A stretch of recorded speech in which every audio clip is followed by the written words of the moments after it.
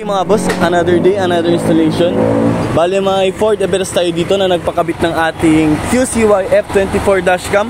So ito yung ating box ng F24 dashcam natin mga boss. Ito yung pinaka-hot sa market now.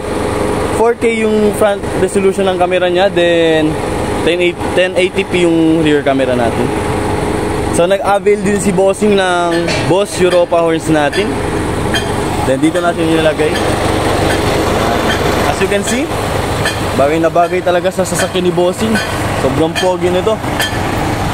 Then pasok tayo sa loob para ipapakita ko sa inyo yung kinabit nating dashcam. So ito pala yung kinabit natin. Ito na siya mga boss. Yan. Ganito yung plastic nya. Then ito. Yan, as you can see, adjust natin siya dito mga boss. Yan. Then swipe lang tayo left. Ito yung dual mode natin. Bale may 3-way tayo na camera dito mga boss. Ito yung dual mode, front and back.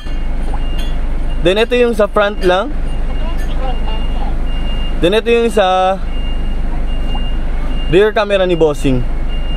Yan. Ang kagandahan dito mga boss, hindi na nagkakat ng mga wires for safety sa mga warranties natin.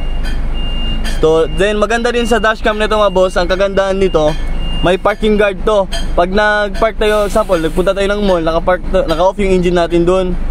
So pag may sumagi sa sasakyan natin, nag-on automatic yung dashcam, dahil may built-in tong battery for parking guard. So yun lang mga boss. Then yung horn natin, pakinggan natin yung horns natin.